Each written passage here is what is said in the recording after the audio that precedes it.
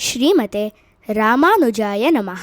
ವಿಷ್ಣು ಸಹಸ್ರನಾಮದಲ್ಲಿರುವ 158ನೆಯ ತಿರುನಾಮ ಊರ್ಜಿತಃ.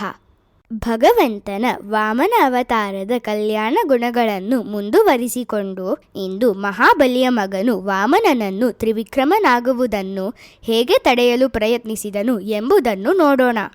ಮಹಾಬಲಿಗೆ ನಮೂಚಿ ಎಂಬ ಪುತ್ರನಿದ್ದನು. ಅವನು ಅತ್ಯಂತ ಪರಾಕ್ರಮಶಾಲಿಯಾದ ಅಸುರನಾಗಿದ್ದನು. ಕಣ್ಣು ಮಿಟುಕಿಸುವಷ್ಟರಲ್ಲೇ ಅನೇಕ ಬಲಿಷ್ಠ ದೇವತೆಗಳೊಂದಿಗೆ ಯುದ್ಧ ಮಾಡಿ ಅವರನ್ನು ಸೋಲಿಸುವ ಶಕ್ತಿ ಅವನಿಗಿತ್ತು. ವಾಮನನ ದಿವ್ಯ ರೂಪವು ಬೆಳೆಯಲು ಪ್ರಾರಂಭಿಸಿದಾಗ ನಮೂಚಿ ಜೋರಾಗಿ, ನಿಲ್ಲು, ನೀನು ಮೋಸಗಾರ, ನಿನ್ನ ಸಣ್ಣ ಪಾದಗಳನ್ನು ತೋರಿಸಿ 3 ಅಡಿ ಭೂಮಿಯನ್ನು ಕೇಳಿದೆ. ಈಗ ದೇಹವನ್ನು ವಿಸ್ತರಿಸಿಕೊಂಡು ನನ್ನ ತಂದೆಯ ಸಂಪತ್ತನ್ನೆಲ್ಲ ಕಸಿದುಕೊಳ್ಳಲು ಪ್ರಯತ್ನಿಸುತ್ತಿದ್ದೀಯಾ ಎಂದು ಕೂಗಿದನು. ವಾಮನನು ನಗುತ್ತಾ, ನಮೂಚಿ, ನಾನು ಅಂತಹದ್ಯಾವುದನ್ನೂ ಮಾಡುತ್ತಿಲ್ಲ.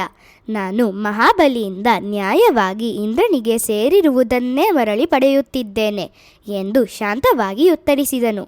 ಆದರೆ ನಮೂಚಿ ವಾಮನನ ಮಾತುಗಳನ್ನು ಲೆಕ್ಕಿಸದೆ, ನನ್ನ ತಂದೆ ಮಹಾಬಲಿಗೆ ನೀನು ತೋರಿಸಿದ್ದ ಅದೇ ಪಾದಗಳಿಂದಲೇ ಅಳೆಯಬೇಕು ಎಂದು ಹೇಳಿದನು. ಅದಕ್ಕೆ ವಾಮನನು, ನಾನು ಅದನ್ನೇ ಮಾಡುತ್ತಿದ್ದೇನೆ. ನೀನು ಪಾದಗಳ ಬಗ್ಗೆ ವಾದ ಮಾಡಲು ಬಯಸಿದರೆ ನಾನು ನಿನ್ನ ತಂದೆಯಿಂದ ಕೇಳಿದ್ದು ನನ್ನ ಪಾದಗಳ ಅಳತೆಯ 3 ಅಡಿ ಭೂಮಿ. ನಾನು ಈ ಸೃಷ್ಟಿಯೆಲ್ಲೆಡೆ ವ್ಯಾಪಿಸಿರುವ ನಾರಾಯಣ. ಈ ಸಮಸ್ತ ಸೃಷ್ಟಿಯೇ ನನ್ನ ದೇಹವಾಗಿದೆ. ಎಲ್ಲ ಲೋಕಗಳನ್ನು, ಎಲ್ಲ ಜೀವಿಗಳನ್ನು ಧರಿಸಿಕೊಂಡಿರುವವನು ನಾನು.